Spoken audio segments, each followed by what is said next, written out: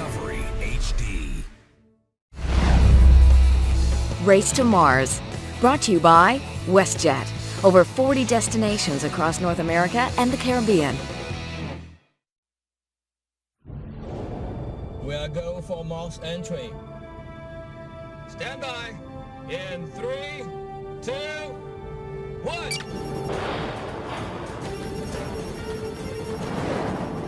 Drogue deployment. Aeroshell jettison. Main engines. 103%. 8,000 meters. This is not science fiction. Within this century, human beings will embark on a journey to Mars. C-minus 10 meters. Here. 4 down and locked. 4 meters. 3 meters. Contact. Life support telemetry is green.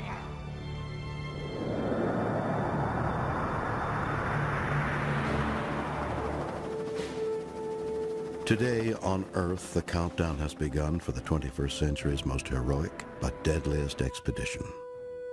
The first manned mission to Mars.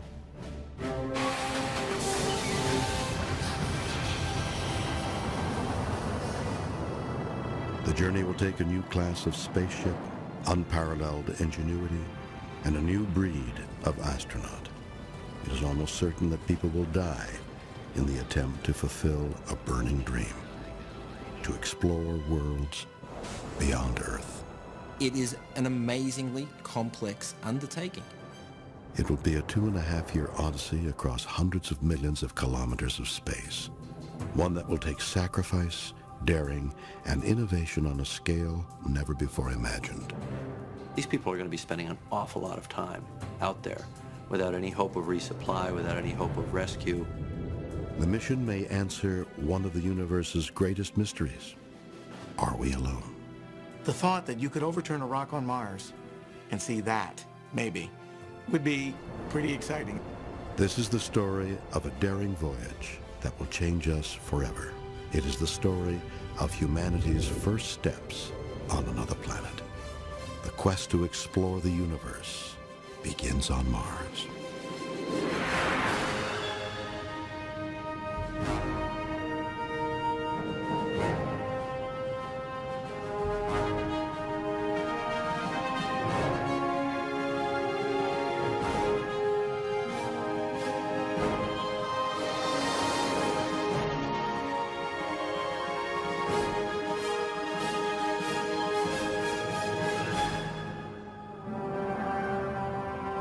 The future human occupation of Mars is now within our reach. If we are to ever live there, we must make the deadly red planet blue. Plans to make this science fiction fantasy come true have already begun on Earth. Today I announce a new plan to explore space and extend... In January 2004, George W. Bush made a bold announcement. We will then be ready to take the next steps of space exploration, human missions to Mars, and to worlds beyond. President Bush stood up and said, we're doing this. Guys, I'm using my power, my presidential power, to say we're doing this. And it had a powerful effect on NASA. It will be the greatest scientific undertaking in history. You ready? Engineers all over the world are already at work to get humanity to Mars. It will also be the most deadly expedition ever attempted. No spaceship in existence can make it to Mars, and the voyage home is even more risky. No one has designed a vessel that can escape the red planet's gravitational pull. The round-trip journey will take a year, and as long as another 1.5 years on the red planet's surface. No human being has ever survived that long in space. Cosmic radiation or equipment failure could kill the astronauts on the voyage, or violence after 6 months of stress. If they do make it to Mars, the poisonous atmosphere and cosmic radiation make chances of survival slim. And if anything goes wrong, there will be no rescue mission. Dr. James Garvin is NASA's chief scientist. Getting people to Mars will be bigger than any single leap in exploration people on this planet have ever taken. At its closest, Mars is 56 million kilometers away from Earth. Traveling to Mars with enough supplies to stay alive will be the greatest engineering feat in history. Mars is 1,500 to 2,000 times farther than the moon. The amount of stuff you need to go and come back to Mars is heavier than the International Space Station. We have yet to move anything that big. 11,000 liters of water, 20 metric tons of dehydrated and packaged food. In all, 520,000 kilos of supplies. No single rocket can handle so much mass. NASA now has a new, revolutionary plan. Step one is to launch as many as 10 rockets into Earth orbit. NASA has dubbed the rockets Ares. The launch vehicle is the key to being able to go do a Mars mission because we need much more mass if we're going to go to Mars. Ares 5 is NASA's version of an 18-wheeler, each designed to carry 130 metric tons from Earth into space. 1,200,000 kilos of solid fuel gets this monster rocket off the launch pad. Paul Delaney is a professor of physics and astronomy in Canada. Ares is going to be the pivotal element to get all the components into space in preparation for going to Mars. See, if Ares doesn't work well, then we're just not going to Mars. Step two is getting astronauts into Earth orbit. This is Ares 1. It is the booster for the astronauts' teardrop-shaped capsule called Orion. Orion takes the astronauts to space to coordinate the construction of the Mars craft. The length of a football field, it will take months for robots and humans to assemble it. With a target date to be completed before 2030, this will be the largest space vessel ever constructed. Once completed, Orion will dock to this huge interplanetary mothership, transferring the astronauts for their journey to Mars. Russia has its own competing design to counter NASA's Mars plan. Energia is Russia's version of Boeing, and they're about to unveil their own new manned space vehicle. They call it Clipper. The Russians hope to launch in 2018, and this prototype looks like a baby space shuttle complete with wings. Clipper has basic flight characteristics. It's just like a glider. Because it has wings, the landing will be similar to that of an ultralight. Like Orion, Clipper will carry cosmonauts into Earth orbit and dock with a Russian-built interplanetary spacecraft. Russia is designing a flight-worthy shuttle, and the United States is working on a teardrop-shaped capsule. Has a new space race begun? This time, the race to Mars?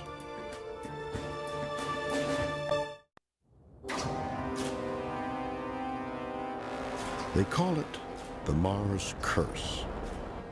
Of all the probes ever sent to Mars, 2/3 have failed. Failure on a manned mission would cost 6 people their lives. No one wants to take that risk.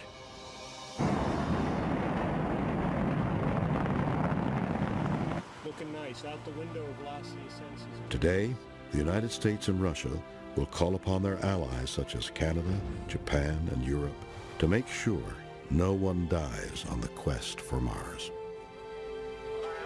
I think you'll see that as a very, very integrated international effort, and I do not think any one country has the resources, either fiscal or technical, to do it by themselves, and I think it would be folly for them to try. Not all Russian scientists agree. It is a very good thing that the race between the two space superpowers, Russia and the US, continues. It is the natural aspiration of people to be the first.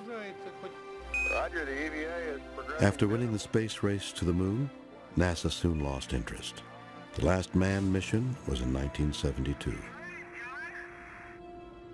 Now that's about to change. NASA's new manned vehicle Orion can be docked to a lunar module that will take astronauts to the moon.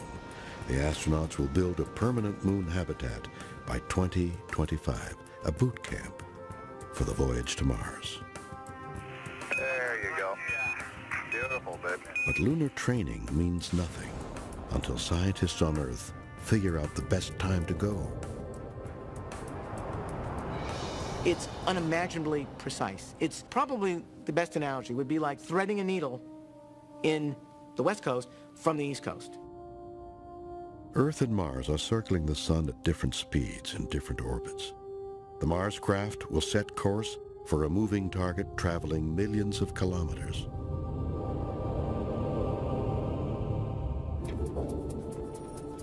This critical task is being studied by the European Space Agency.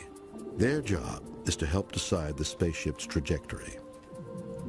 ESA aerospace engineer Loredana Bassoni leads a team that's tackling this critical question.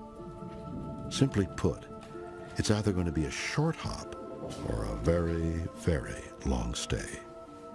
As we all know, trajectories are going to drive our whole mission because it's going to tell us how much time we're going to spend in space. There are two choices. Choice one is to leave for Mars when the red planet is closest to Earth, 56 million kilometers away. This option requires the least fuel, and fuel is weight. That's the plus side. The minus side is that the astronauts can only come home when Earth and Mars are once again close together. In other words, they must live for 18 months on the desolate and deadly red planet. They have to wait for the celestial mechanics to, quote, come back into alignment. You're talking about Earth and Mars being in the right places at the right time to allow the vehicle coming back safely to Earth.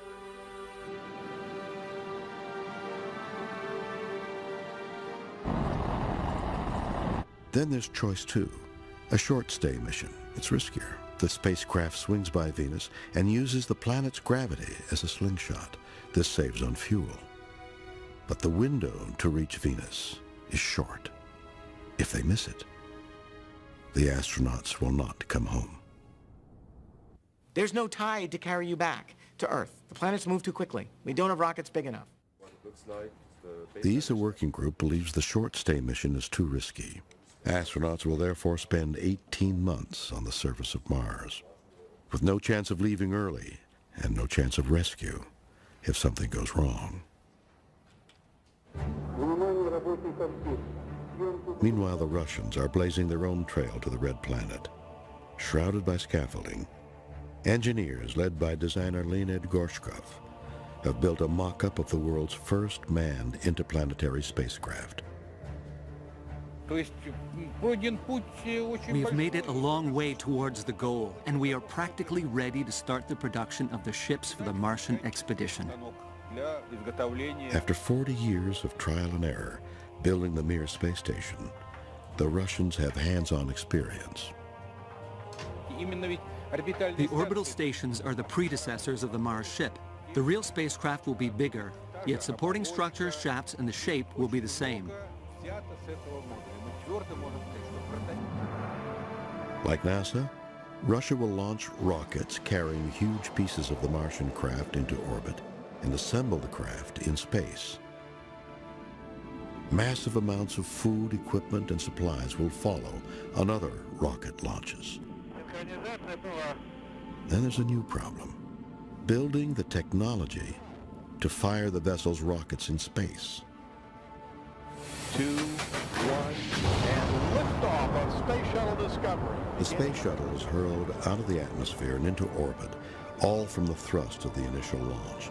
It doesn't fire its main engines once in space. It's been over 30 years since NASA last fired manned rockets outside of the Earth's atmosphere. That is something that for a long time we've forgotten about. We have not done human-class in-space propulsion since 1972. Rockets are chemical powered. They require millions of pounds of fuel, and in space travel, weight is the enemy. NASA engineer Stan Borowski has one possible answer for the future: a fuel-efficient nuclear propulsion system. The benefits of nuclear are its higher gas mileage, which is twice that of the best chemical rockets. That means we need less propellant and fewer numbers of heavy-lift launch vehicles. Fewer Ares launches equals lower costs, as much as $2 billion per mission. That's a lot for the cash-strapped NASA. But if we want to go for good, for a sustainable exploration story, the engineering solution that gives us nuclear propulsion will be a more efficient solution in the long run to opening up the solar system for people. The technology for a nuclear rocket is already within our reach, but it will still take at least 12 months of travel from Earth to Mars and home again, and that poses a new problem. How do you keep 6 astronauts from driving each other crazy? Mars 1, you are go for the trans-Mars injection. Roger. We are go for the TMI burn. A few weeks after leaving Earth's orbit, the first crew to Mars crosses the threshold where humans have never ventured. It's the point of no return. When you go beyond that single bound with Earth, and you're on a positive trans-Mars injection path to Mars, you're not coming home. You're going to Mars. If there's an engine failure, the crew would disappear into the depths of space. And liftoff of the 25th Space Shuttle mission, and it is... Death is nothing new in the human endeavor to explore space. The world watched it unfold with the Space Shuttle Challenger in 1986. One minute, 15 seconds. Velocity 29. The future doesn't belong to the faint-hearted. It belongs to the brave. Nothing ends here. Our hopes and our journeys continue. NASA has lost 17 astronauts. Russia admits to 4, but some observers believe the number may be much higher. NASA's chief scientist believes a mission to Mars would take more lives than those lost in the early days of the space program. So what was the probability of success for Apollo? Looking back in time, was it 1 in 10? A mission to Mars is more likely to be in a failure probability of 1 in 10 and 1 in 5. Garvin has no illusions. Untested technology, the sheer distance, and the hostility of the Martian environment make casualties probable. Then there's the human factor. One of the greatest risks of the Mars voyage is cabin fever. Extended missions on the International Space Station are nothing compared with the Mars voyage. Can any 6 people live together for a year in a space the size of a small apartment without someone cracking up? Jerry Linenger spent 5 months aboard the Russian space station Mir. He can't imagine the impact of a 2.5-year mission to Mars. I was actually shocked of my time on Mir, of how isolated and how cut off and stuck with myself that I felt during that time, and also of how vulnerable I was. You have to perform at a pretty high level, but those psychological things keep eating at you, and I saw some pretty serious psychological problems developing, people kind of going off the cliff. The journey to Mars is an exercise in boredom. Days slip away in a numbing ritual of science experiments, aerobic exercise, dehydrated meals, and sleep. Email communications with loved ones back home come with a time delay of up to 23 minutes, given the spaceship's distance from Earth. There's very little to do and nowhere to escape. Russia has conducted intense experiments to push its cosmonauts to the outer limits. Deprived of sleep for 3 days, this cosmonaut is put through the paces of mundane tasks around the clock to see if he'll snap. But nothing on Earth can prepare a crew for the psychological hardships on a mission to Mars. If we can solve the problem of finding an ideal crew, then the Mars mission will be a success. If we make a mistake, these conflicts will kill the crew, just like a disease. The psychological anguish is only one problem. The physical effects are much more serious. Bones and muscles weaken radically in zero-Gs, and NASA still doesn't have solutions. Jerry Linenger spent 132 consecutive days in space aboard Mir. That's less than 1/3 of the travel time to Mars and back. I was almost shocked that I had lost 65% of my strength level and lost about 13–14% of my bone mass in those weight-bearing areas. One solution is to create gravity within the spacecraft. NASA engineer Stan Borowski has a plan still in its infancy. The spaceship will rotate through space like a propeller. After the primary departure burn from Earth occurs, we jettison the propellant tank, and now we position the vehicle and can use small RCS thrusters located on the front and back of the vehicle to spin it like the propeller on an airplane. By doing that, we're able to generate artificial gravity for the crew. The effect of zero-Gs inside the spacecraft are minor compared with the threats outside. Space swarms with massive solar storms and streams of cosmic radiation. The radiation on a voyage to Mars is the equivalent of 3,000 chest X-rays, unless there's protection. Engineer and veteran astronaut Jeffrey Hoffman has an idea straight from science fiction. A force field protecting the Mars craft from cosmic radiation. The radiation is there. The human body doesn't like radiation. If we're going to ever really become a spacefaring civilization, radiation protection has got to be a part of the equation. What kind of crew has the courage and the stamina to handle these deep space challenges? In the earliest days, NASA recruited fighter pilots. A danger junkie is the last person wanted on a 2.5-year mission to Mars. But you also want them to be highly skilled and highly reliable in the skills that they bring to the mission. And those skills, there'll be a set of generic skills, the ability to work with technology, repair technology, understand how to make computers and networks work, and habitability systems, and repair spacesuits and space rovers. All those will be critical. NASA has already decided on a mixed crew of men and women for its Mars mission. Sex in space is a real possibility on the long, lonely haul to Mars. But NASA's official policy is sex is okay as long as personal relationships don't jeopardize the mission. It happens everywhere on Earth. It'll happen on the way to Mars, and just stop worrying about it. Just let people who have the right skill set right across the board go, and the other problems will take care of themselves. The final obstacle facing the Mars astronauts is time. A lot can change on Earth over 2 years. Things that can be too much to bear, helpless in the loneliness of space. My son was a little over 1.5 years old. My wife was pregnant. An issue that comes up is, you know, what if something bad happens to your family on Earth? Should they send you that message and tell you that you lost your son? You know? It'd be a tough time. I get choked up just thinking about it, you know. The challenges facing astronauts on their journey from Earth to Mars are devastating and deadly.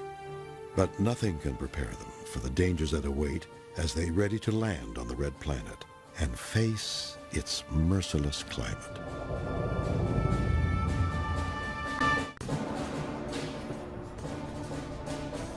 Mars is a planet of hostile extremes, unspeakably desolate, unbearably cold, swept by massive dust storms, ridden with craters and canyons. It is Earth's arch enemy, a planet of death. December 1976, NASA's ring of global space antennae are fixed on Mars. In the dead of night, pictures from the red planet, taken by the Viking lander.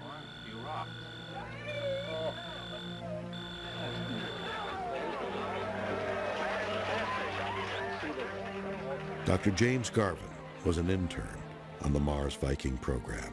Now, he's NASA's chief scientist.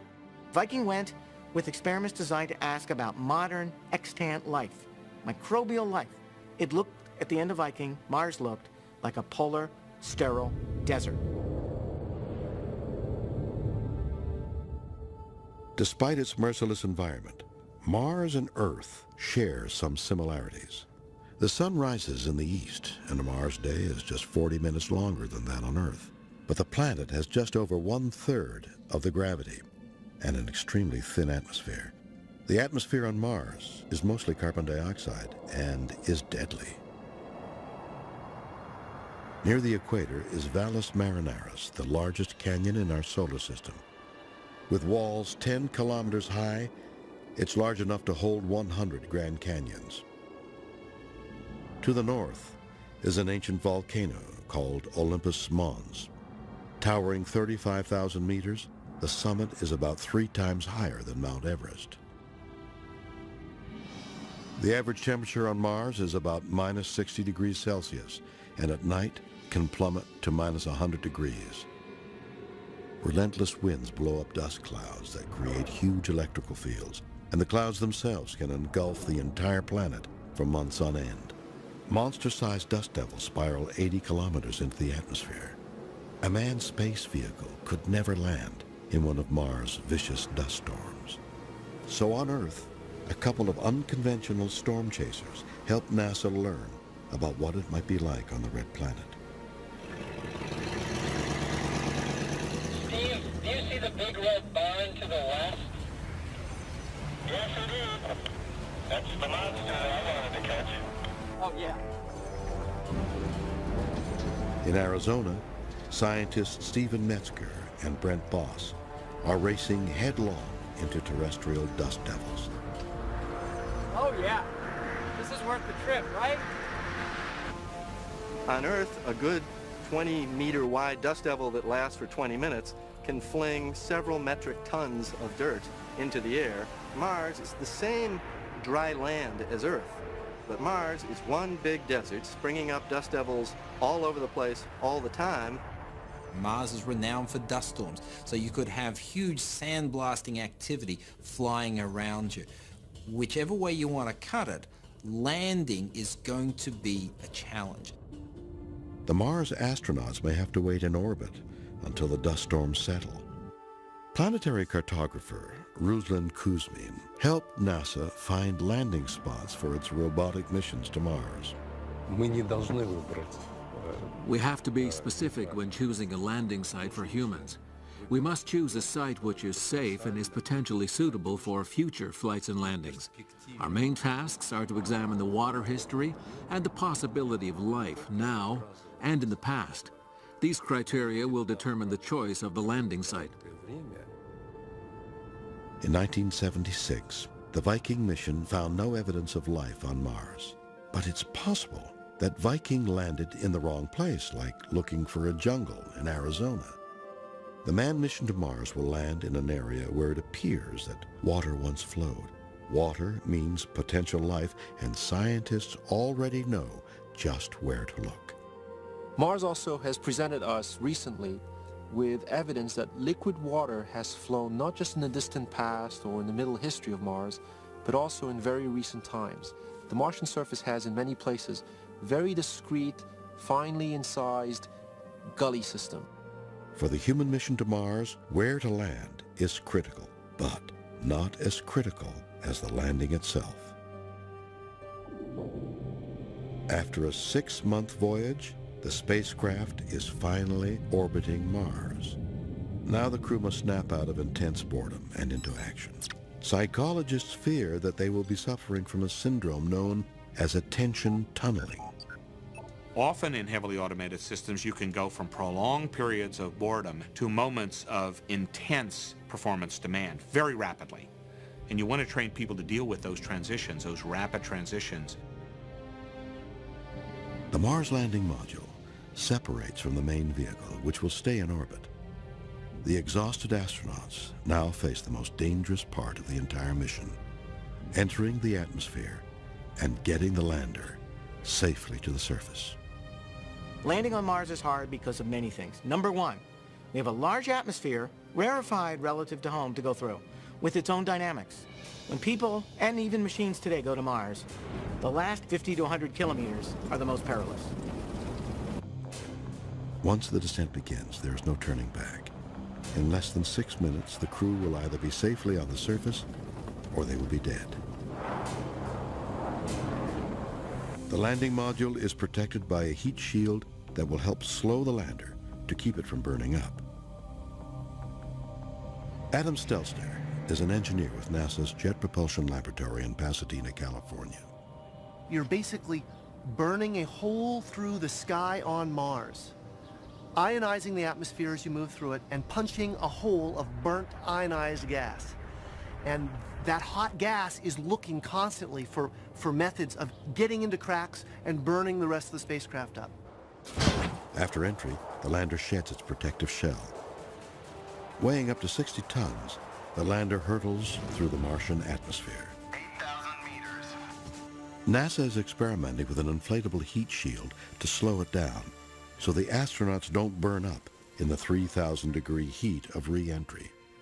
We decelerate at higher altitudes where there's less density but less air to be hitting, and so the heat generated is much less. And what this does for us, it allows us to land larger masses on the surface than we could ever put into a rigid aeroshell construction. We're picking up wind. Copy that. Switching to backup.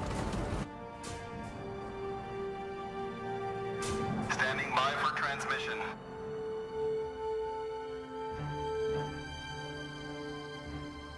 Millions of kilometers away, the world must wait more than 11 minutes to find out whether the crew is alive or dead.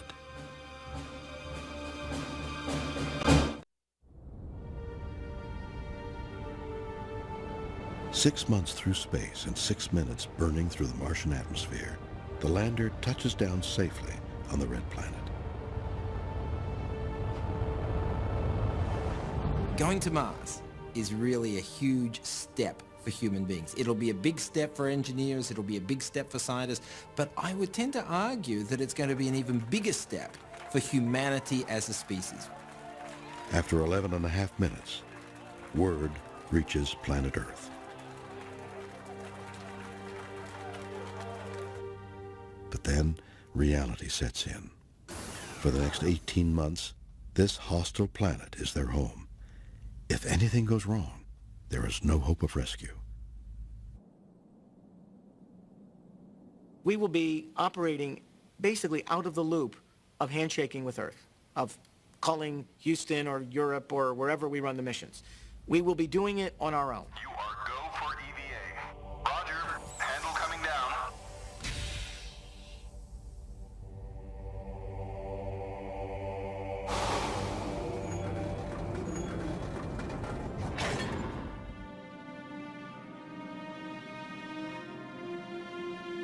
The first time humans set foot on the planet Mars, we will be living on two planets. It will be a significant moment in history.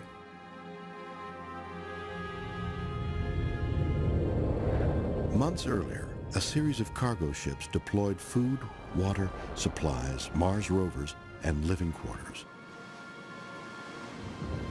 The astronauts' lives depend upon landing within a few hundred meters of the supply depot.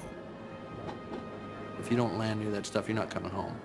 You know, if you're 200 miles off course and you have no vehicle with you that can travel 200 miles over the surface of Mars, you're going to die. Their only hope of long-term survival is the Mars habitat, an interplanetary version of the motorhome. Only this camper protects against deadly solar radiation. It does amazing damage to the top surface layers of your skin. And if you get subjected to it often enough, of course, the penetration to more sensitive organs in your body, the chance increases. Outside the protection of the Mars habitat, the astronauts will face a world of deadly extremes. To work in a freezing, wind-blasted, poisonous atmosphere will require a space supersuit of unparalleled design. To adjust your chart racer. NASA has already begun field testing a prototype Martian suit in Arizona's Meteor Crater. 86, One of our big challenges is mobility, flexibility, and what I would also group with that is weight, because there's a big trade-off between the two. This new suit currently weighs 95 kilograms. NASA hopes to cut that weight in half before the Mars mission. The spacesuit itself has its own life support system, its own thermal control unit, and enough mobility to get you around on the surface of Mars and protect you in this very hostile environment. One of the astronauts' first tasks is to seek answers to the burning question, was there life on Mars? Or is there life there still? Scientists seek answers in a remote desert on Earth. Like Mars, the center of Chile's Atacama Desert is a dead zone. On Earth, we find little oases of death in a planet that's alive. On Mars, we'd be searching for little oases of life on a planet that's dead. Astrobiologist Chris McKay is searching for life that could survive the hostile Martian environment. McKay has discovered microbial life in this waterless world, and he hopes his work will give astronauts a clue to where to begin their search on Mars. Life-seeking robots will assist in the search on the surface and in caverns where organisms might be protected from the deadly environment above ground. One such mechanical helper is NASA's Robonaut. Controlled remotely, its human shape and 5-digit hands help an astronaut drive it via a virtual reality link. The robot can perform complex tasks dozens of kilometers away from the Mars habitat, saving the astronaut from a slow death from cosmic radiation or a swift death from suit failure. If life is found on Mars, it poses a new problem. Could one of these microbes be harmful, even deadly, to humans? And what might happen if a Martian microbe was unleashed on Earth? John Rummel is NASA's biocop, protecting us from just such a catastrophe. Well, if there is life on Mars, we would, of course, like to learn about it before we brought it back. Life on Mars is very unlikely to present a risk to humans as a pathogen, but it may be that it's a microbe that our immune systems wouldn't recognize. It may be something that causes a problem with the environment. So we want to make sure that things are brought back contained. This means the Mars astronaut could be quarantined. After 2.5 years away from friends and family, they might have to tough it out a little longer in a bioscrubbing tank. Back in the days of the moon landings, NASA used an Airstream trailer. The Mars mission will take something much more sophisticated. I think a Mars return mission would be very, very different than the way we did the lunar return missions. Being aware of the situation of returning from another planet, a planet where there is a chance that life could be present. Meanwhile, high in the Canadian Arctic, NASA scientist Pascal Lee believes that if the Mars explorers seek life, they must follow the water. Everywhere there is liquid water on Earth, there is life. Might there even be still life on Mars today, wherever liquid water might be present? Recent NASA photos of Mars show extraordinary evidence of running water within the last decade. NASA believes there may be a water supply as close as 100 to 400 meters below the planet's surface. Back on Earth, on the bleak rim of a crater, a team under the direction of Dr. Brian Glass is testing a drill for future astronauts who will be seeking water during their 18-month stay on Mars. Say, Gail, how deep are we at the moment? We're about 206.1 centimeters. My drill took 3 days to go 2 meters into frozen, broken rock. Drilling on Mars will be even slower and more dangerous. Again, technology will replace human beings to avoid catastrophe. What my project does is, in some sense, it replicates the human drilling team. So we have software that does that. Listens to the drill, what noise is it making, how the shaft wiggles as it goes down, just like a human would. Will we find life on Mars? The evidence so far is promising.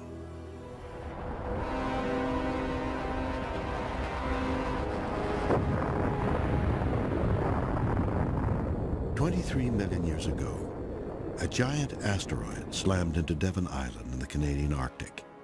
It created Houghton Crater with enough force to hurl rock into space, leading scientists to theorize that debris from other planets might have likewise fallen to Earth. The breakthrough came in 1996. Scientists on an Antarctic expedition discovered a small meteor from Mars. Inside the rock were faint traces of what many believed was life. The debate continues over the microscopic evidence, but the discovery gave scientists a tantalizing clue to an extraterrestrial mystery.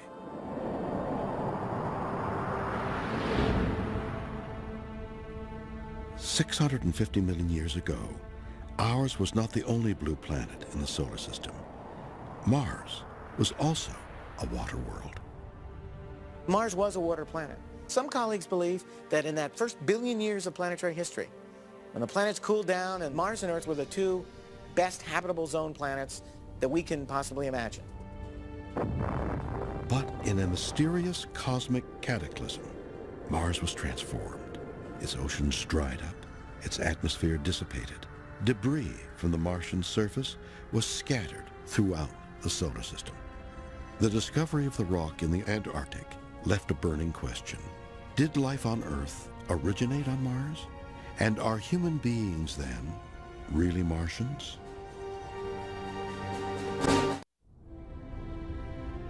The challenge of sending humans to Mars is staggering. Countless billions of dollars of hardware, millions of kilometers across deep space, lethal cosmic hazards en route, and even more on Mars.